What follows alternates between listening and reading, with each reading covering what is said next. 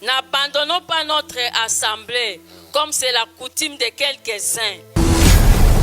Mais exhortons-nous réciproquement, et cela d'autant plus que vous voyez s'approcher les jours. Mutu nyonso oyo abiangami mondimi esengeli azala na église na ye. Ata pasteur apesi yo déception, pasteur aza mutu. Pasteur akosumuka kokomisa mosali na nzambe na place ya nzambe te. Mwasi moko na kati ya Bible komona ye Anne. Azalaki mwasi ekomana ikobota te. Mais kati église na kati ya temple nzambe, nzambe avisitaka peuple na ye. Amen. Kotika nzambe te kangama soko tiki nzambe oza solution na wapi. Ebele mingi ba oluka chemin raccourci ba omemo epa nganga nganga pesa gratuitement te. Soko apesi yo akosenga mosapi akosenga liso na yo. Oria bashakata karia barakara likeye be shendelede.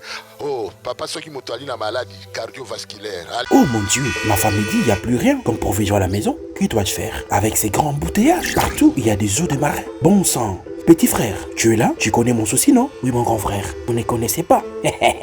Chez Bissou Wendy, un grand marché qui vous rapproche. Composez le plus 243 82 01 22 226. Désormais, achetez de maintenant chez nous avec toute facilité et fiabilité. Commandez et vous serez servi dans les minutes qui suivent.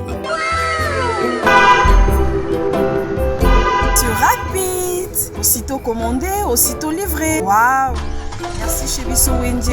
2 articles comme sac de farine, sac de manioc, sac de maïs, sac de riz, sac de semoule, carton de poulet, carton de poissons salés et tous les aliments de votre choix. Cela ne suffit pas. Nous mettons à votre disposition même le matériau des constructions comme sable, sac de ciment, barre de fer, tuyaux, béton, bois et tout consort. Chez Bissou Wendy, un grand marché proche de chez nous.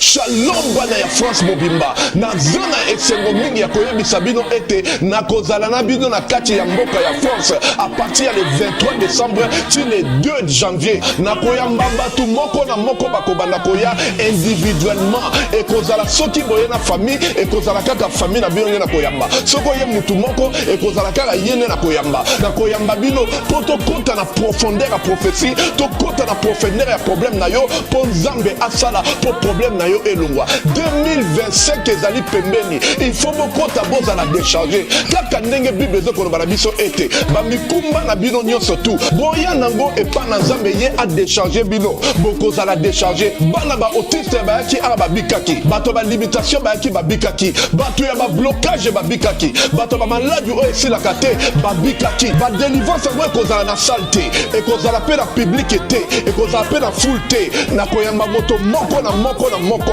bobenga po batia bakombo na bino na liste ya badelivrance nazozela bino na moto. Ngai mama Lutumba nakendaki na prière ya papa Moïse ayaki awa nakendaki kuna na mwana nanga azalaki banda inane azalaki koloba te ndenge akokisi 23 ans ero tokendaki kuna papa abondelaki mpo na ye namoni akomi koyoka mpe koloba yango nakumisi nzambe ya Ozana. Shalom shalom peuple de Dieu bana ya Ozana nazana esengo vraiment mingi ya koyebisa bino ete nazalaki na dépression etungisi vie na ngai mobimba pe musala na bandaki kozwa te na luki ba délivrance epai ya bapaster ebele me bakokaki kodélivre ngai te. Alors ntango nakutani na papa Moïse kaka na prière moko échanger makambo na ngai nyonso dépression elongwe nazwi musala makambo na ngai nyonso efungwami. Alors nakumisi nzambe ya Ozana mpona oyo asali na bomoi na ngai. Ekozala na Paris à partir ya le 23 décembre jusqu'à le 2 janvier moto na moto akoya na air na ye ekozala en privé bobenga bopesa bakombo po batia bino na liste ya délivrance nazozela bino na kombo na Yesu. Chez Bissou Télévision, chaîne oyo ekokani na yo.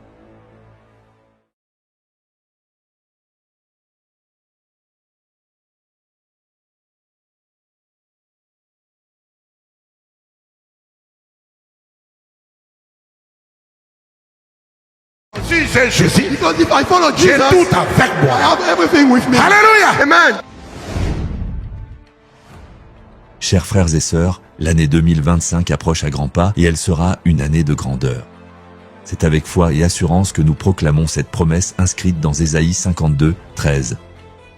Voici, mon serviteur prospérera, il montera, il s'élèvera bien haut. Dans cette dynamique de bénédiction et d'élévation, j'ai l'immense privilège de vous inviter à notre veillée de grandeur qui marquera le passage à la nouvelle année. Cette soirée exceptionnelle aura lieu le mardi 31 décembre 2024 de 22h à 5h du matin dans nos locaux situés au 1 voie Félix Eboué, 94 000 Créteil. Ce sera une nuit mémorable où nous nous réunirons dans la prière, la louange et la célébration pour entrer dans cette nouvelle année sous la puissance et la faveur de Dieu. Ensemble, nous allons proclamer sa grandeur, lui rendre gloire pour l'année écoulée et lui confier nos projets, nos familles, nos rêves et nos aspirations pour 2025. C'est un rendez-vous à ne manquer sous aucun prétexte. Avant cette grande veillée, nous aurons une autre occasion précieuse de nous rassembler. Le dernier culte de l'année, qui se tiendra le dimanche 29 décembre 2024. Ce sera un moment fort pour rendre des actions de grâce à Dieu pour tout ce qu'il a accompli dans nos vies tout au long de 2024. Un temps pour témoigner de sa fidélité, lui exprimer notre reconnaissance et nous préparer spirituellement à embrasser les bénédictions de la nouvelle année 2025.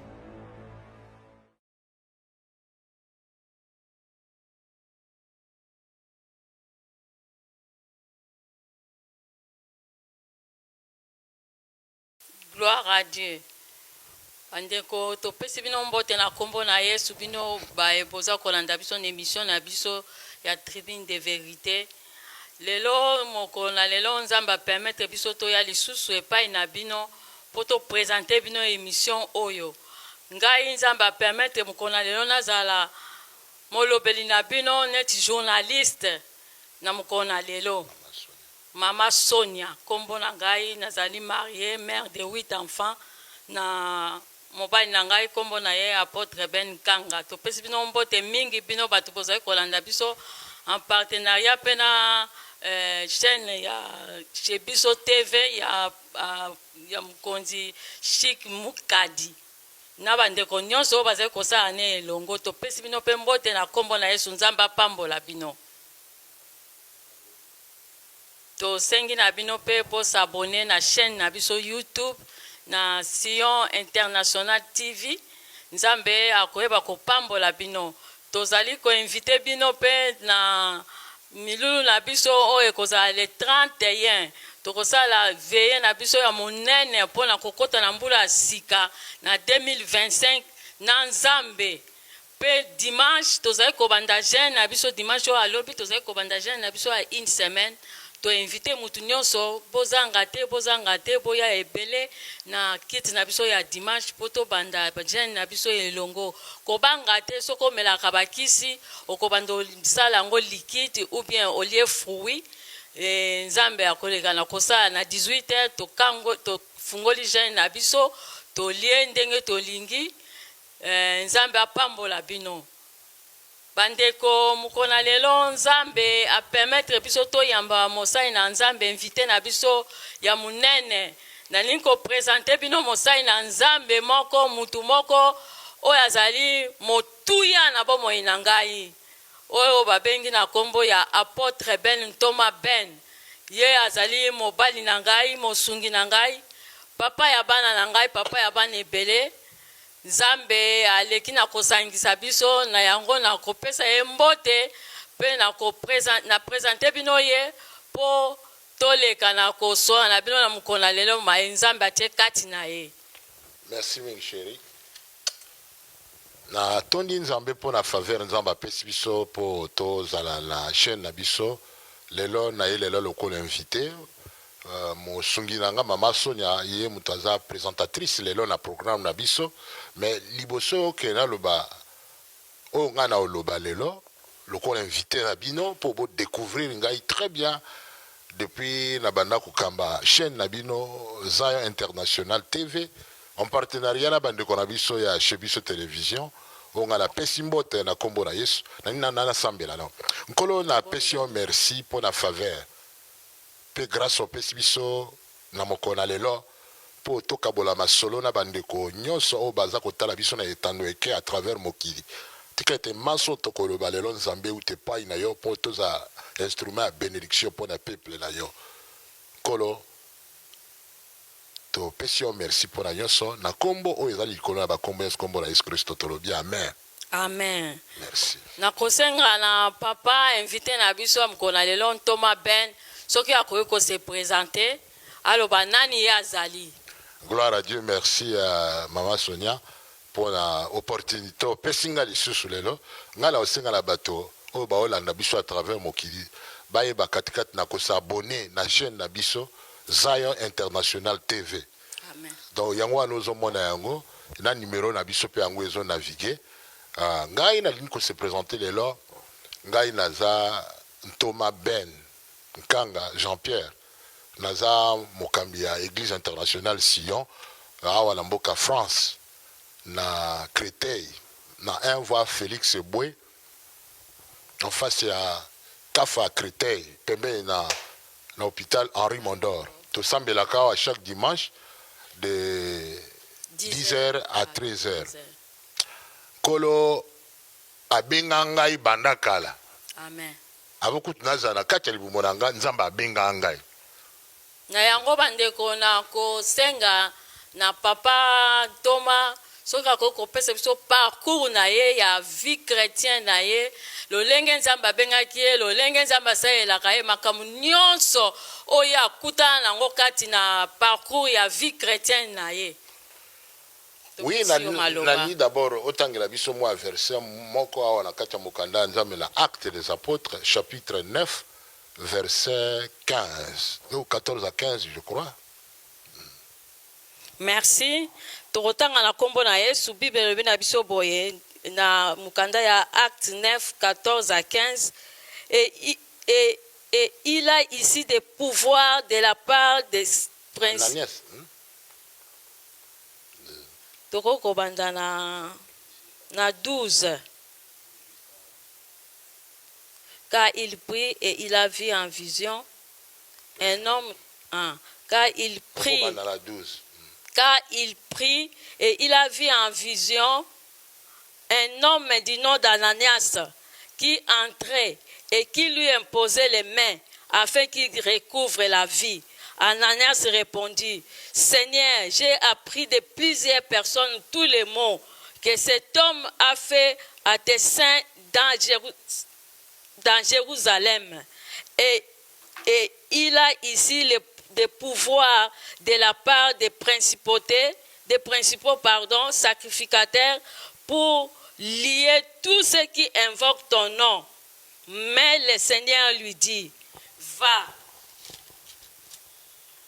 Car cet homme est un instrument que j'ai choisi pour porter mon nom devant les nations, devant les rois et devant les fils d'Israël.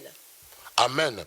Na pesi message verso ala pona otala appel ya Nzambe na Paul ndenge Paul akomaki aveugle po akende ko boma ba chrétien azalaki meurtrier andai ko boma bana Nzambe mais na nzela po akende pona ko sala meurtre ko boma bana Nzambe lumière akutanaki na lumière Nzambe bambie na miso et puis akomaki aveugle. Amen. Et pendant 3 jours, on a eu comme on a été. Si quoi est-ce que Nzamba utilisé Moussali Ananias a passé une mission pour qu'il ressemble à Paul. Tant qu'on a commis, on a écouté que Banga Menzamba lui que Banga te pour na sina juillet a commis le instrument on a ko salé là. Amen. Pour la nation, pour la monde mobile, na ko même partout à travers Mokili pour la kozala Moussali nangai. Donc naza ko tali sabino que Nzamba benganga apôtre Ben. Depuis na kati ya lumuna na ngai Nzambe abenga ngai tango na ye na mokili oyo na botami na miracle na koli na miracle ngakuti baboti na ngai ba abandonaki ngai tango na ko mokolo nde baboti na ngai na ekokutana na bango nyonso ani ala préparation ya Nzambe. Amen. Nzamba preparanga banda kala na mikakatano na ba difficulté nyonso ana ila ekole ya Nzambe po akomisa nga na komi lelo ozo comprendre na kota kikuti na binzambi Nzambe. Now, se rappeler ta on ala ina Lubumbashi na ke kokutana na nzambe moko mandai ko sambela nzambe ya bangole komo na songa nzila nandai ko sambela mutwana azalika na même tape que ba Simo Kimbangu toza ko sambela ye toza ko mona ba miracle tozo luka komona munene na ye mais ezalaki nzambe na nzela ya Yesu te na même nzela oke nzambe akotsaki nga na banzela wana ezali panda iko préparer nga pona kutana na Jésus tango na ye ko koma na yambi Yesu lokola mokope mobikisi nzamba saela nga ya mingi na bandi mosala nzambe na lemba bayebi ba ebele bana lemba bayebi apôtre Ben nzambe apesa nga mosala monene kati na bilenge kotalisa bango bosono na nzambe nandai kosangisa bilenge na à l'époque pembe école moko na nde baobenga ngo soki Saint Bisumba lelo na ebite so nini na twana wana na groupe ya babilenge nyonso baalaki ebele naza kotalisa bango bonzambe kino nkolo nazali na Kades na assemblée de Dieu na Ngaba bandeko na biso babe eleya basala nzambe ba matiti to alai na bango ensemble bango basungaki biso potoko malelo basai na nzambe. Alors na kendeki na tikaki bango nzambe apesa nga appel kat na bilenge pona kotalisa bango bonzambe bilenge wana na kolisa bango na club biblique des jeunes nde appel na nga ya wana ko banda wana nde na saelaki nzambe na ekokoma na ainsi de suite ko baptiser ba bilenge wana na continuer mosala nzambe nkola fungule na yebi kuke na ekokena mboka Amerique kokende kotanga na makambo ya nzambe kozonga nga na Amerique mutu yonso yebaki Ben Bolengo à l'époque lelo Ben Kanga Jean-Pierre nandai ko sala ba campagne na lemba côté ya sango malamu naza moko kati na basai na nzambe na lemba oyo nkola visita ki liboso pona okena mokili Amerique tango na zongi na sala ki ba campagne na sali misala minene nzamba utiliser nga na lemba na makambo minene pe nkolo wana to bandaki église ezalaki na kama église yebanaki nkola yo kufungula na porte ya ba nation na ke na mboka ya Suède aye komemanga na mboka Paris esika onga lelo naza ko continuer na misala ya nzambe toza na église Sion internationale awa na mboka France esika tozoyamba bandeko bauti partout bientôt toutaki na Amérique pona okendo fungula lingomba mosuku na nzamba zongisi biso esuwa na France naza président ya réseau oyo na fungula ya basala nzambe réseau chrétien international de mentorship toza na milulu ya minene sur l'église comment adapter les réalités de l'église dans notre époque et ça dans le 18 janvier awa pasteur bakouta partout pona milulu wana mosala nzambe kozanga te il faut toyeba katikati na koluka ko adapter église liboso to alaki na ba internet te bato musu ba komi ko sambela kala ba internet mais na kati na conférence wana symposium wana ba pasteur bakuta partout chaque pasteur a ko témoigner pona ko talisa biso ba réalité église na epa ya za ko sala lelo ba église kute kola ka lisusu ndenge na kola lisusu te alors tozana posa toyoka moko ya basala nzambe na kati ya symposium wana pona ko pesa biso expérience na kati ya misala nzamba za ko sala. Et puis, Nazape président de l'association des serviteurs et servants de Dieu, des grands Équateurs et tous les Anamong. Association est comme une réalité, les lois, to relancer qui en gros, en octobre, le 26 octobre, à Namboka à Paris, année prochaine, nous allons à Lingi, tous kende, kosala misala minene na Congo, ou kosangisa bato ya Anamong ya mon mobimba. Pour na kosala dédicace à Grand Équateur vraiment boti ya biso na bonne pour eza vision mo munene na moi mokuse soki na lobi histoire nyonso nga nazali na aussi sate nzamba pesa nga mokumba munene pour na kosunga bana nzambe na mosala na ye o nga nazali apôtre na kati ya mosala nzambe. Amen. Nzamba za lokumu. Donc nzamba benga yo lokola apôtre ntoma na nzambe. Amen. Amen. Amen. Motuna mususu bandeko na otuna ntoma eloko nini oyo nzambe asala kati na bomoi na makambo nini oyo nzambe asala oyo mona kati na ministère na yo est-ce que batu babika est-ce que batu babota ba miracle oyo nzambe asala. Merci mama pasteur Sonia na kati ya ministère oyo nzambe abenganga eza miracle eza ministère kaka ya makamwisi. Amen. Nkolo na bani lokola pasteur nzambe aye kotombola nga lisusu na lotomo ya apôtre na kati ya lotomo ya apôtre oza kotala baministère nyonso ya bonzambe eza na kati nde yango nga nazali lelo namoni nasali bakampagne natamboyi na monde mobimba lelo namoni bamiracle bato bazomona na kombo na yesu bato baotambola naza koserapele bino mwa boa témoin yo mpo oyebi yango ntango nalaki na états-unis nazongi na congo nasalaki campagne na terrain gd oza koserapele omonaki bamiracle mwana moko aza ayokaka te natie misapi na bondei na kombo na yesu naza kose souvenir interprète na nga na moma wana apôtre bolafa azolanda ngai sikoyo na mboka Congo aza président ya communauté monene na mboka Congo ndeko na nga moninga apôtre Jean-Baptiste Sumbela bayai kosoutenir nga na campagne wana nzambe asalaki makambo ya minene bato bazotambola na kombo na yesu bamiracle wana nde nzambe po aconfirme apostolat na nga na bamiracle ozo comprendre naza kose souvenir lomo miracle utaki kosalama réellement moko ya mwana ya mosali monene ya nzambe ayi koyemba na groupe na ngai autaki Londres ata natangi kombo na ye te me boyebi ye na invité ya bota te me nzambe apesi nga prophétie alobi année prochaine bamingi kutu bayi korapele ngai okobota et puis mwana mwasi wana lelo abota na Londres mais peut-être ayebi te sengelaki quand même abenga po atémoigner monene na nzambe baninga mosusu babenga apôtre tala mwana wana yai koyemba osakoli mpo na ye abota te aluka mabota me osakoli mpo na ye ke nzambe akovisite nzambe asala donc bamiracle à niveau tobondela mpona bamama oyo babota te basi ekomba plus de 10 femmes oyo lelo babota bazokumisa nzambe bamiracle tobondela mpona babeli bato baza na cancer na alaki na mboka Kentucky na Louisville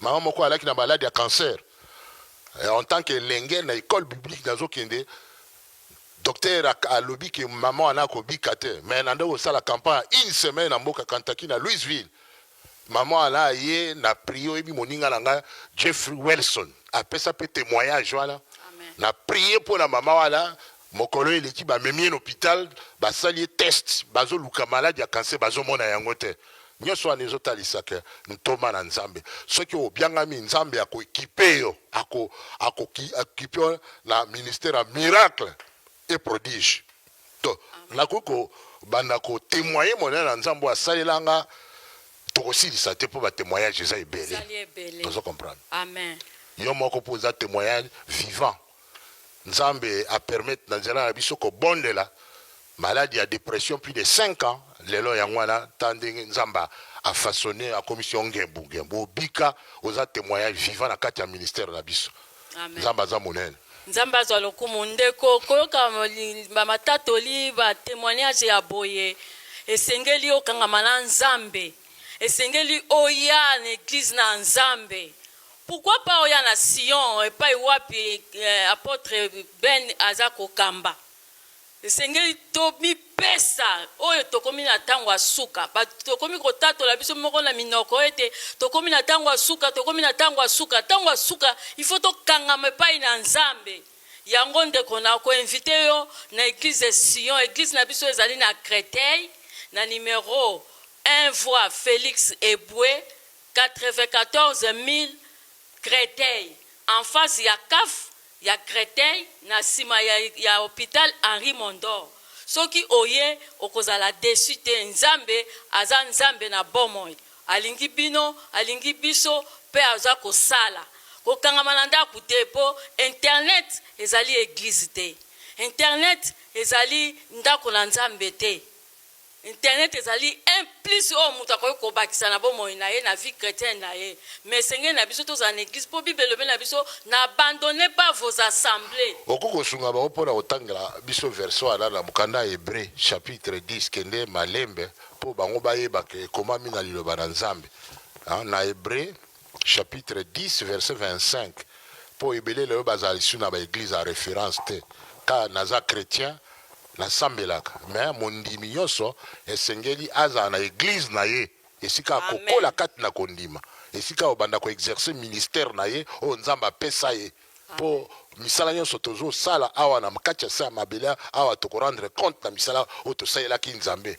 ozo comprendre na kati ya livre à souvenir misala nyonso to sala ka bakomaka kengala sala ki boy na évangéliser ki na bondela ki pona babeli na zala ki présent na sala ki likambo boy bongo yo est-ce que na kati ya livre à souvenir ba ivre no ezali yango wana esengeli ozonga na kati ya lingomba nzambe pona kozwa place na yo na otanga ndeko na kombo na Yesu Bible elobi na biso na Hébreux 10:25 boye. N'abandonnons pas notre assemblée comme c'est la coutume de quelques-uns, mais exhortons-nous réciproquement et cela d'autant plus que vous voyez s'approcher les jours. Nakasi soko ko limbola ngo très bien na lingala version wana okoko tanga français na la limboli. N'abandonnons pas notre assemblée. Totika a lingomba na bisote. Comme c'est la coutume de quelques-uns. Lokola batu mosusu ba mesana. Mais exhortons-nous réciproquement. Mais tolendisama biso na biso. Et cela d'autant plus que vous voyez s'approcher les jours. Nde kopesa biso nzela koyeba komona mikolo la kozonga na Yesu ko pusana. Ozo comprendre. Ça c'est primordial. Amen. Mutu nyonso oyo abianga mi mondimi esengela zana na église na ye. Ata pasteur apesi déception, pasteur aza mutu. Pasteur ako sumuka. Kokomisa musai na nzambe na place ya nzambe te. Po aza na makila na misuni. Ozo comprendre. Akupe ko beta libaku. Mais ezala na yo te okoma adversaire ya église ke ngala okende sur église te po pasteur wana décevoir ngai. Non, aza mutu ndeko na ngai. Église eza institution ya nzambe. So totangi na mokanda ya nzambe, omoni mwasi moko na kati ya Bible komo na ye Anne. Azalaki mwasi ekomana ikobota te. Mais abandaki kokende na temple ya nzambe pona ko prier koluka azwa miracle ya nzambe. Pona kati église na kati ya temple ya nzambe, nzambe a visitaka peuple na ye. Amen. Il faut kokende na ndako ya nzambe esika ba oindre ba dédicacer pona onction ya nzambe ezala opérationnel 24/24 heures. Alors tango yo ozokende kuna okende okeko fukama okeko bele pa nzambe nzambe akomimonisa kati na yo mwasi ana alaki mwasi anda obota tema kolelela nzambe ko prier na kati ya temple ya nzambe akiko kuta na mosala ya nzambe kuna mosala nzambe accompagner ye alendisi ye nde memaki azwa miracle ya nzambe pe azwaki Mokumba pe abotaki mwana wa pesa ki kombo Samuel. Samuel c'est qui veut dire que na juillet na nzela le sambo. Yonde korangai. Okomi monguna ya église eza institution ya nzambe. Soko zana na bosenga na likambo songolo, zalaka na habitude ko kende ko passer temps yona nzambe na kati ya temple. Amen. Pe zalaka chaque fois, chaque dimanche les amokolo oyo topona pona okende ko kumisa nzambe.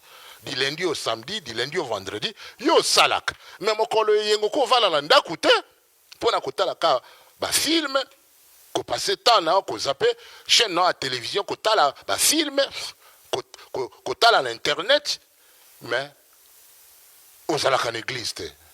Naza ko encourager na kombo na Yesu. Tozana mois ya décembre, mois oyo toza ko mi bongisa po to kota na mbula ya sika. Na olenge ya malamu osala repentance sincère ozonga na kati ya nzambe po okutana na nzambe ngai mosali na yo lokola mama atuni ngai alobi pesa biso parcours na yo likambo nini nzambe asalela yo na kati ya ministère oyo ebele naza mumbu na nzambe naza instrument ya nzambe toza awa mpona kozela bino koprie mpona bino kosunga bino tala nimero na ngai ezo navigue wana na kati ya écran. Soki obengi ngai na ko accompagner yo, na ko sunga yo, na ko prier pour na yo, na ko lensa kondima na yo. Puisque balobi la foi vient de ce qu'on entend. Et ce qu'on entend vient de la parole de Dieu. Parole de Dieu. Pour ozo akondima, il faut yo kalilo ba nzambe. Amen. Nazala ba mama ebele awa, na kati église ba mona makamu si nzambe. Bokomo ya ope babandoleka awa ko témoigner pour mama pasteur alo afungoli na kasi na émission na biso elekaki boyoka ki témoignage mama pasteur ndenge atatola ki nzamba bikisa ki na dépression pendant plus de 5 ans nzambe wana oya bikisi na kati ya ministère oyo yo peso oza na problème eza situation ya kobota situation ya maladie ya ndenge nini tout est possible à celui qui croit nzamba koko créer miracle pour na yo situation ya mosala Amen. Saisir opportunité nzamba zo pesa yo po mona loboko la nzamba soko mikitisi nzamba kutombola yo ozomona ezana kati ya liloba nzambe bato moko bazalaki pembeni ya piscine de Bethesda. Na kati ya piscine wana soki mai eningani moto andaki kokweya liboso so akwe azwi guérison. Mais mama moko ndeko moko ya mwana mwasi avandaki pendant 38 ans moto aza te mpona koboka ye na mai. Mais Yesu ye moko ayaki akutani na ye mpe alobi na ye telema na kombo na Yesu mpe Yesu atelemaki. Ozo comprendre? Atelemi. Ozo mona. Saisir opportunité ya kokweya moto liboso na mai mpo ozwa miracle na ye. Ozo comprendre? Zwa telefone na yo esika ozali mpe benga biso mpe tokoaccompagne yo à travers mokili mobimba. Toza na bandeko toza koaccompagne partout à travers le monde. Toza koprier mpo na bango mpe bazomona bamiracle ya Nzambe. Ozo comprendre? Yango wana vraiment toza disposé mpona bino mpona kosunga bino à tout moment soki bobengi biso kaka na numéro na biso toza wana mpona bino. Amen. Ndeko ndenge kaka toma alobi esengeli na biso tomipesa epai na Nzambe tozongela baeglise bazali na bandako tokomi na suka mbula esengeli yo mipesa oya na eglise kosala réveillon na bana na Nzambe elongo komipesa na Nzambe mpo Nzambe aleka na kopambola yo ozali na basituation makambo ebele na bomoi na yo yake epai na Nzambe. Bible elobi na biso ete nyonso bazali na mikumba baya na mikumba na bango bazali fatigué chargé baya na mikumba na bango nga na koyeba kopesa bango bopemi repos. Amen.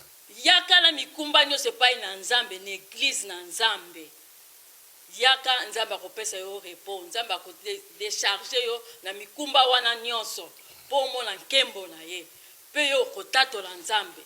Tobansi tomonaki tolandaki émission elekaki ntango na témoignaki Nzambe asalaki kati na bomoi na ngai ndeko Nzambe aza capable akosala mpe na bomoi na yo. Eloko esengeli na biso tozalaka na patience tokangama epai na Nzambe mpo Nzambe aleka na kopambola biso kosala kati na bomoi na biso. Na kotuna motuna mosusu mpo toleka tolingi tokende na suka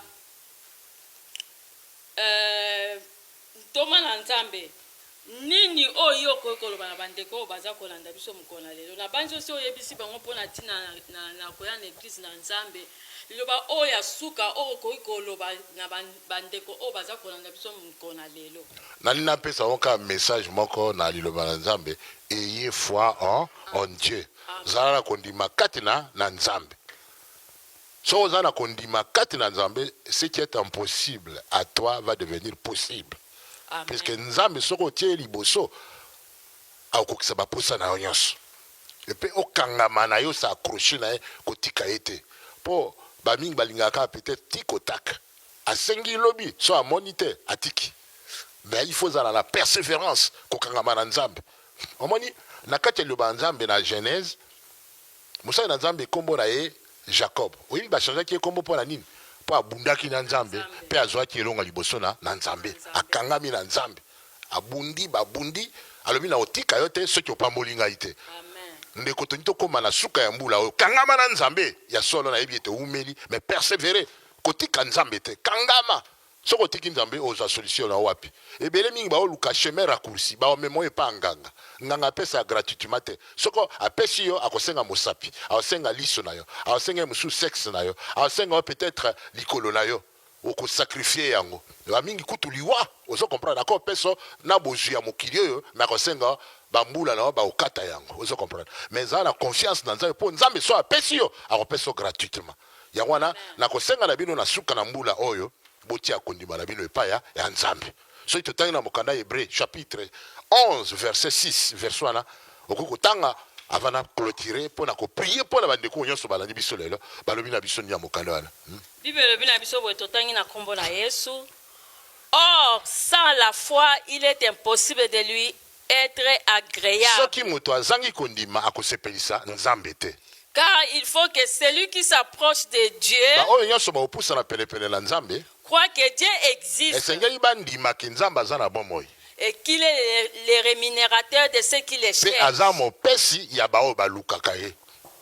Continuez koluka Nzambe. Continuez kokangama na Nzambe. Yo lingo tika Nzambe okende wapi ozwa kimia wapi. Loba na Nzambe yondo okelaki ngai naza na place mosusu na okende te na mitiki na maboko na yo. Que ta volonté soit faite dans ma vie. Pour ça, Nzambe eza ke mutu akufa na maladie na été. Pour maladie, eza semence en Nzambe te, eza semence ya diable. Puisque ceux qui totanga mon canada 1 Jean chapitre 2 ou 3, Dieu aimerait que tu prospères là à tous égards. Qu'on prospère l'état de vos âmes. Oko otanga yango de. Tia kondibano epa Nzambe. Nzambe aza mopesi ya bao baza ko lukaye na tongo, lukaye na midi, lukaye na pokwa akovisite okomona Nzambe ata batu ba tioli batu ba seki ko kende liboso za kokoma te batu ba koma pe ba mituna to kende lisu wapi ozo comprendre zala kende malembe la Nzambe okokoma zala ka patience zala la patience zala la confiance dans Nzambe wana ako abandonner ote 1 Jean chapitre 3 2 Jean. 3 Jean.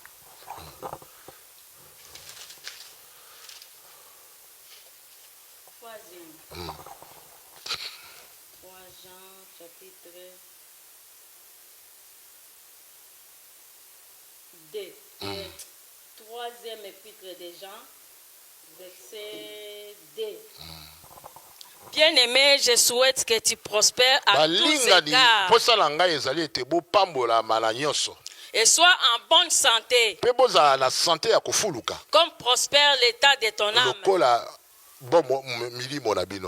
Amen. Vous comprenez? Pour ça, Nzambe, il y a la santé à kufuluka. La santé à kimia. Nzambe, il y a mon te ko suksambulo na maladie. Nzambe, il y a mon te ko demeurer en hôpital. Ça la confiance dans Baloba Nzambe. Balobi les ciels et la terre passeront, mais la parole de Dieu ne passera pas. Tiens, foi na yo na kacha le Nzambe. Oyo Nzambe alobi ndi agwa ko sala. Alobi na biso na mokanda Psaume 103 verset 3. L'Éternel nous guérit de toutes nos maladies. Nzambe za oyo ko biksa biso na maladie nyos.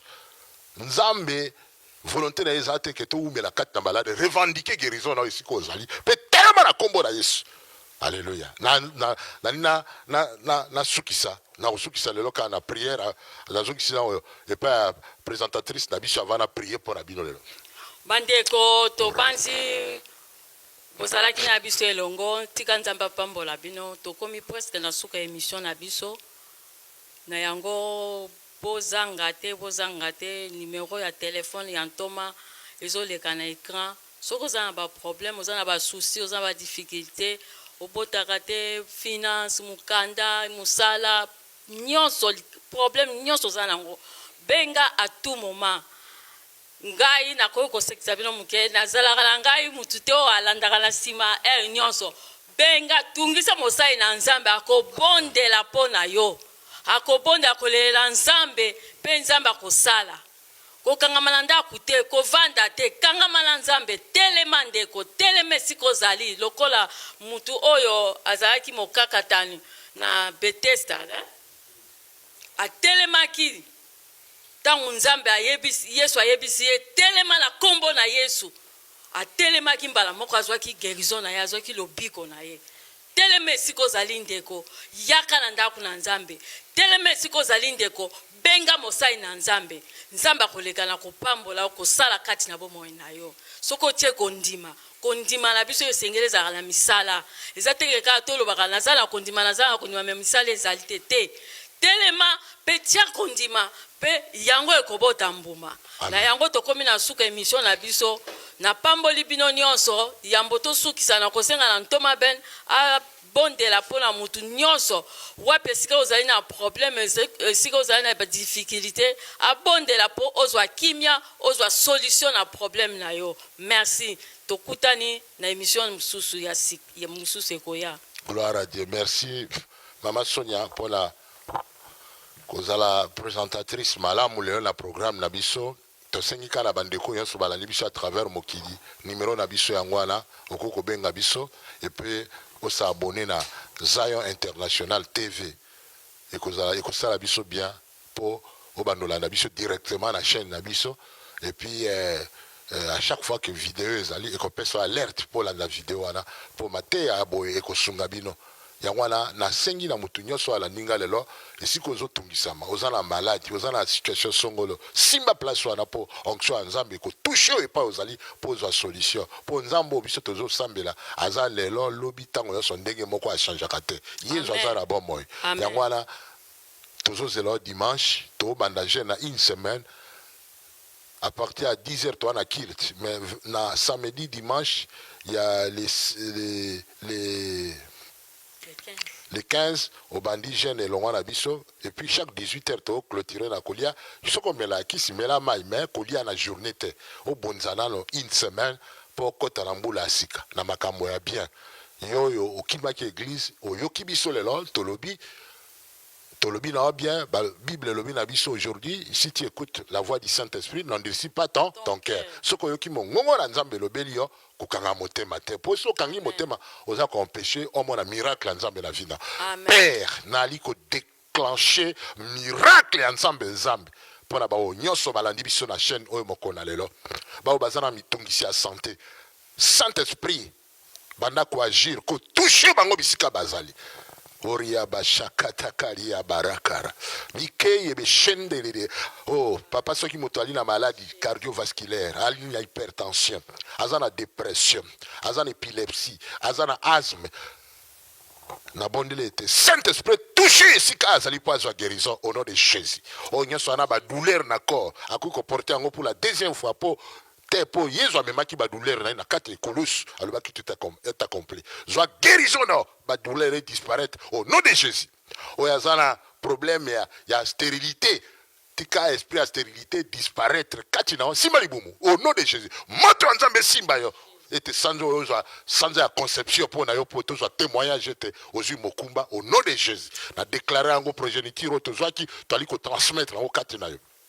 Nyonso bazoluka mikanda sala lokolo sala ki pona frère na biso atatolaki semaine passée de konabiso Freddy sala nzambe pesa mikanda bukanda na epo etazala bien établi na mboka memie au nom de Jésus-Christ de Nazareth onkolo topamoli yo pona nyonso sosali po nzambo ayokaka lokuma sando zonge pa na au nom de Jésus-Christ de Nazareth to le bien amen.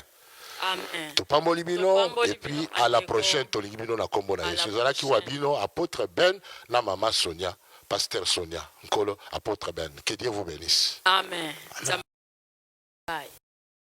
C'est Jésus. Because if I follow Jesus, j'ai tout avec moi. I have everything with me. Hallelujah. Amen. Chers frères et sœurs, l'année 2025 approche à grands pas et elle sera une année de grandeur. C'est avec foi et assurance que nous proclamons cette promesse inscrite dans Ésaïe 52, 13. Voici, mon serviteur prospérera, il montera, il s'élèvera bien haut. Dans cette dynamique de bénédiction et d'élévation, j'ai l'immense privilège de vous inviter à notre veillée de grandeur qui marquera le passage à la nouvelle année. Cette soirée exceptionnelle aura lieu le mardi 31 décembre 2024 de 22h à 5h du matin dans nos locaux situés au 1 voie Félix Eboué, 94 000 Créteil. Ce sera une nuit mémorable où nous nous réunirons dans la prière, la louange et la célébration pour entrer dans cette nouvelle année sous la puissance et la faveur de Dieu. Ensemble, nous allons proclamer sa grandeur, lui rendre gloire pour l'année écoulée et lui confier nos projets, nos familles, nos rêves et nos aspirations pour 2025. C'est un rendez-vous à ne manquer sous aucun prétexte. Avant cette grande veillée, nous aurons une autre occasion précieuse de nous rassembler. Le dernier culte de l'année, qui se tiendra le dimanche 29 décembre 2024. Ce sera un moment fort pour rendre des actions de grâce à Dieu pour tout ce qu'il a accompli dans nos vies tout au long de 2024. Un temps pour témoigner de sa fidélité, lui exprimer notre reconnaissance et nous préparer spirituellement à embrasser les bénédictions de la nouvelle année 2025.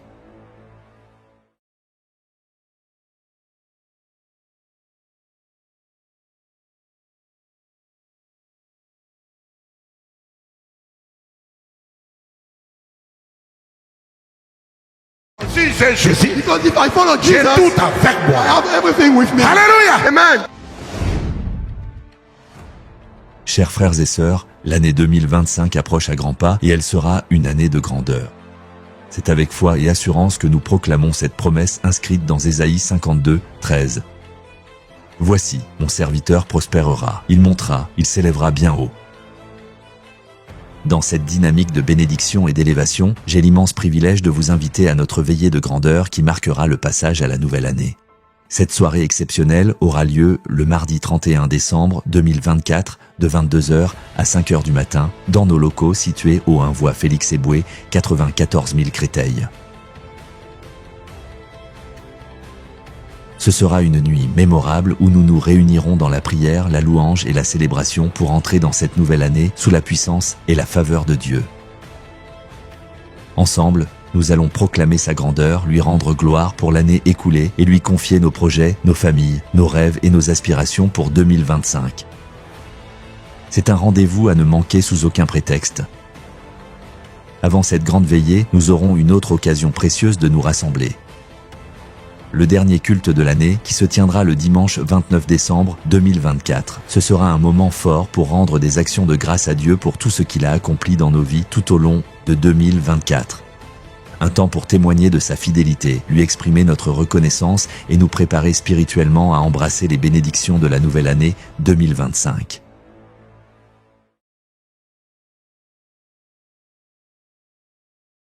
Bolingo eleki nyonso tosala geste ya bolingo mpona ba-orphelin na yango orphelina Bravo Jésus a organisé bongo liesa orphelin na $20. Shalom, shalom, peuple de Dieu. Opération Sunga orphelin alia alata PHP la fin de l'année.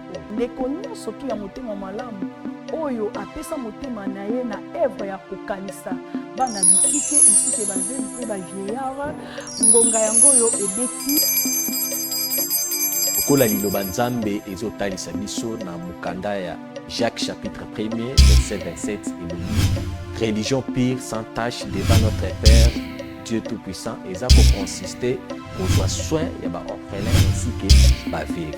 Équipe ya Bravo Jésus et kosala ba descente na plus de 10 orphelinats pour na koliesa ba orphelin. Okoki kosala juste ya bolingo na ba plateforme na biso ya paiement mobile neti Orange Money, M-Pesa, Airtel Money, PayPal. Tozwami bongo na commune ya Matete, quartier Viaza, numéro 27A.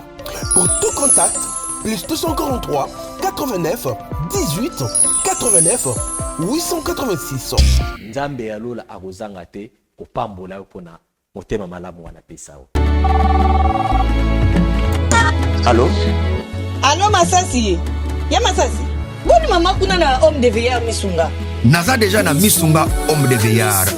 Omoni tant maman apika crise. Allô na oki bien te. Tant bazo sengo mbongo, yo tindi mbongo, bango bale basonge bakati basonge ba memel ba dispensaire a mike. Et là sunde ngona te mama. Mena poto na kishasa la même chose. Et loko zo sepelisanga. Banda mama koma na Misunga homme de veillard. Ko tali mama. O mama zongi lokola bébé, bazo zo soya mama. Oh, mais là so moni mama zongi genite. Mama zolia 3 fois. Tongo medi popo. Deko nanga elo musu sepelisingai. Misunga homme de veillard. Webi ke bana courant zo kata na ti. So salika manœuvre pano ya li temps. Bana lumière 24 heures sur 24 heures.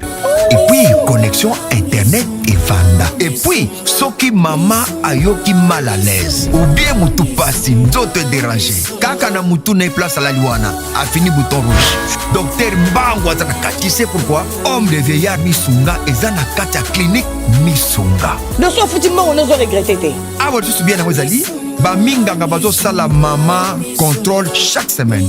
Mais azala kuna Abela te bazo sala examen. En tout cas, ya Masasi emoneli penanga na pemi bana mama comme na homme de veillard Misunga. Emoneli na misute. Emonani bamboko na finda ya pampa bana. C'est fini tout ça. Boko liango lisusu te. Homme de veillard Misunga. Ngana bango rendez-vous quand la fin du mois. Na pemi. Non, tika ya fanda kuna lia tranquille. Apema, ba médecin 24 heures sur 24 heures. A continuer kuna ngana no pesa ka mbongo na fin du mois. Yebisa bango na changer comment na komi li petit Misunga. Babe. Chez Bissou Télévision, chaîne oyo ekokani na yo.